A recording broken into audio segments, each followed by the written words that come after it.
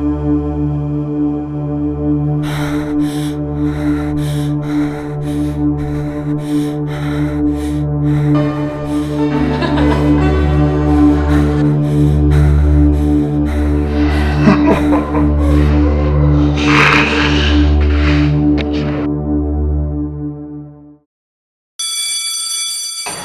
assignment ka mo? Ang kay Miss Umaday? Oo, may assignment ka galit? Adi ko?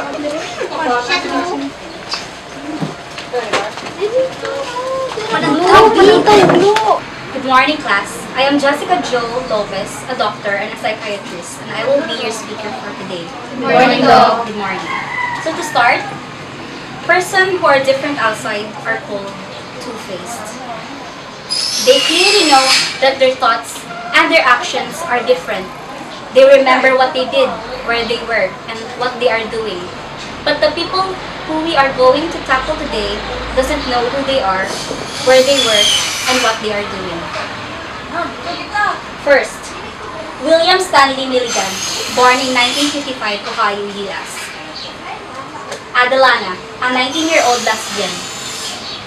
Alan, an 18-year-old conman. Christine, a 3-year-old British girl with dyslexia. Christopher, a 13-year-old boy, Christine's older brother. Arthur, a 20-year-old boy and is an Englishman. Rajan, Tommy, Danny, Walter, Sean, David, April, Timothy, teacher. These 24 characters are actually the same person, William Stanley Milligan. In October 1977, William Stanley Milligan, or shall we say Billy Milligan, was arrested for armed robbery and rape. He asked the policeman what he did and what he did wrong because he can't remember anything.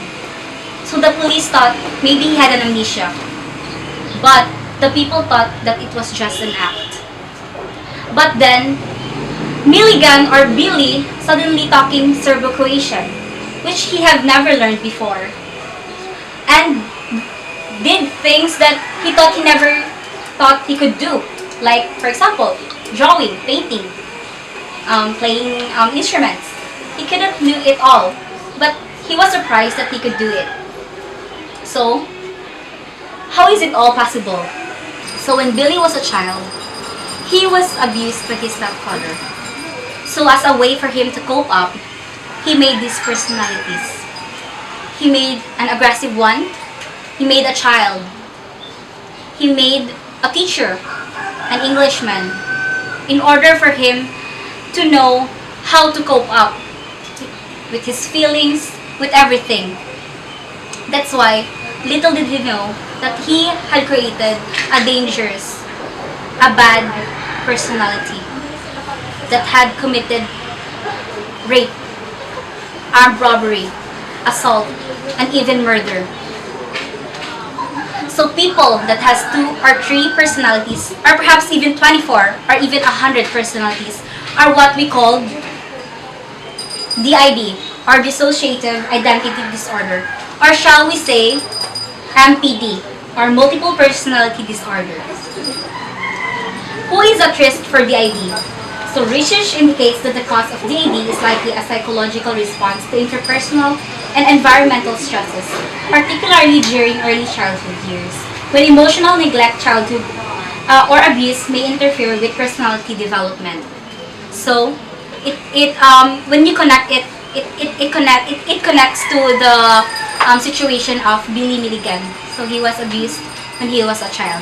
So that is what the triggering factor is to his DID. How to recognize dissociative identity disorder, or even how to diagnose it. So there are 4. So there is dispersonalization. There is a sense of a being detached from one's body. Derealization. This is the feeling that the world is not real. Amnesia. This is the failure to recall significant personal information. Identity confusion or identity alteration.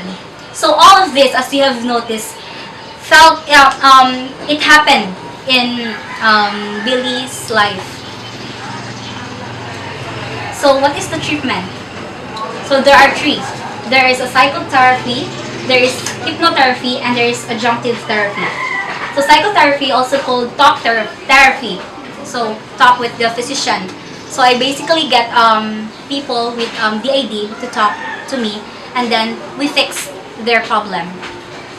Hypnotherapy. So it is used in conjugation with psychotherapy, clinical hypnosis.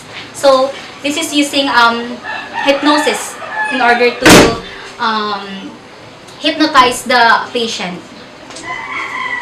So adjunctive therapy. So therapy such as art or movement. Therapy have been shown to help people connect with parts of their mind that they have shut off to cope up with trauma. So people with DID often experience depression, anxiety. So the medicine to give them is usually antidepressants. Thank you everyone for listening. Thank you, Doc. Hello, Ma'am Erica. I am Dr. Jessica, your psychiatrist for today. So, as I have seen in your medical chart that you have DID, or also known as dissociative identity disorder. So, to start, ari ko para mamati sa imo sa kung anong imo ihambal sa akon. Kag ako na sa intindihan. Ang ini nga istorya aton na gini kagula gini iba na may makabalo. So, feel free to talk about your feelings sa akon. So, to start, again, may I know kung paano yung nagsugod? Nagsugod ang tanan sa family ko. Isa ka adlaw, nagpuli si Papa sa balay.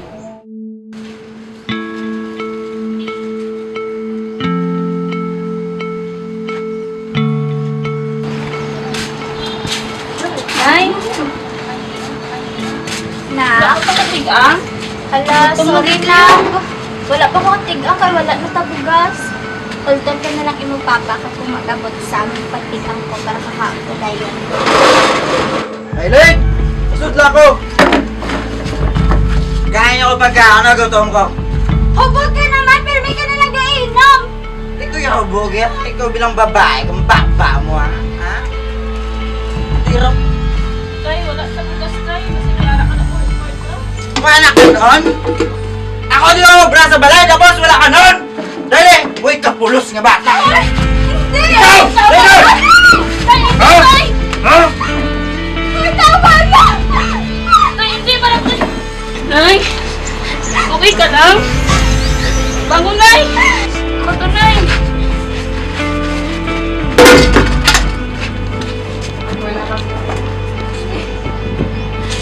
Gamutan na si tatay na sa pulis.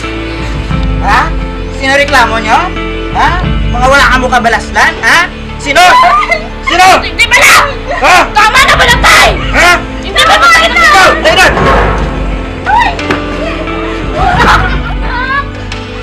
Ikaw! Lloyd! Hmm? Isa ka pa? Tama na! Ah! Nay! Nay! Nay! Ikaw, Nay! Nay! Ah! Nanay ko yan! Ah! Ah!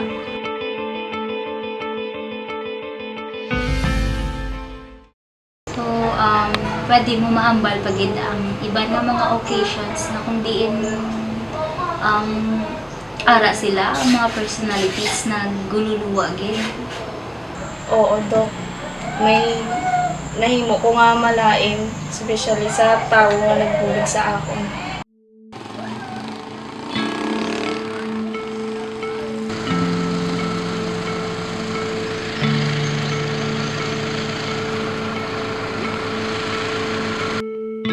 Monica! Hampong ta! Hampong ta ko na! Ang dalong, may dalo ko to yan!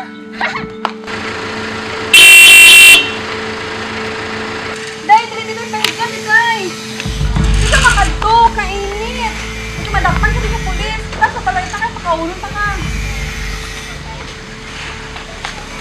Day, sulod di sa balay, Day. Anong tsura mo, Day? Man, liguan ka ka-detect pagpakaunon, Day. Day, tingkalin. Nahara ka to. Gusto mo, tuduan na ka piano?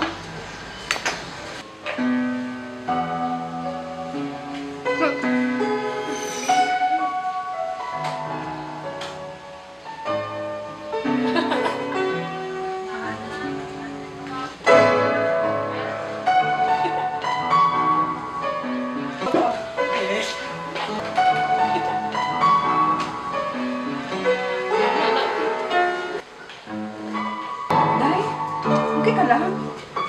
May kinabatan ka? Day! Day! Okay ka lang? Okay lang ko, tita.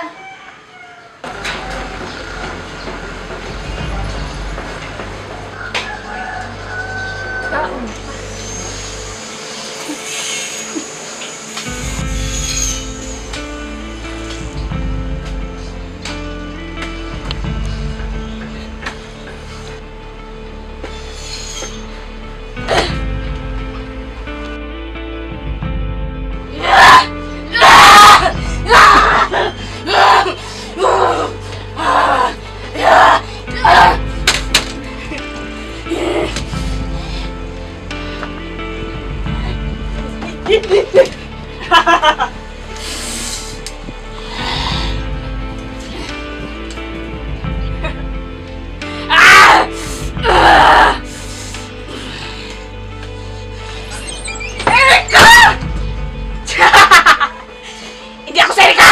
Ako si Diego! Day! Ano nang tapos sa'yo mo? Kapag balay! Buling! Buling! Bulig! Bulig mo bulig di mo! Day! Bulig mo bulig di mo! Kaya pinugay bulig mo! Patsyong takata! Patsyong taka! Ang himo sa kong baba! Himo ko na ako na makikipatay niya akong mama! Patsyong takata! Patsyong taka! Patsyong takata! Patsyong taka!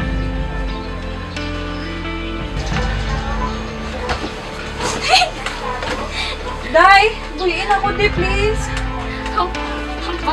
May toy ko din. Uwi ka sa akin, Day! Buyin ako di, Day!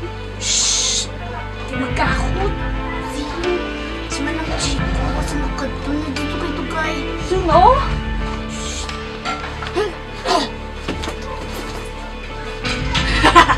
Matakas ka! Sabi mo matakas ka! Makadakas ka eh! Hindi ka rin makadakas yan!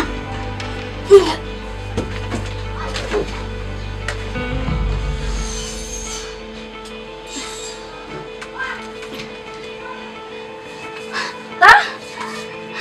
Ngari ka di? Ano ba sa'yo mo? Okay ka lang, ta. Ta. Panulay ka! Pwede ko makabalo kung ano ang mga pangalan sa imong mga or pila ka bilog imong mga personalities. Dua sila kabilog. Ang isa si Monica. Ang isa ya si Diego. Si Monica ya 8 years old. Kag si Diego 26 years old. Kuya ni sa ni Monica. So, I have understood the situation kung paano nga nahimo mo si Diego, paano mo nahimo si Monica. So, it is a way for you to cope up. That's why I'm very happy na nakashare ka sa po. So, I just want to talk to you about some therapy para madula ini silang mga personalities na. Pwede tani sila pagdulaon para wala na sagabal sa kabuhi mo. Hina kung gusto mo. So, pwede tani siya maamat-amat at dula ang mga personality mo. Hindi pwede. Hindi ko yan. Gusto ko yung maupod si Manang Erika niya. Monica, pwede ko may istorya sa Erika. Hindi pwede. Kasi ano mo si Erika. Hindi ko yung pwede madula kay Erika niya. Gusto ko yung maupod si Manang. Yaman ha, pwede ko may istorya sa Erika. Ano gina-expect mo? Hindi mo pwede madula. Kami nga duwa. Diego, para man ni kay Erika ang ginahimo ta. Weak shit sa Erika. Kung waay kami ah. Hindi yan na kaya, mag-weak ko na kami. Paring ni kay Erika.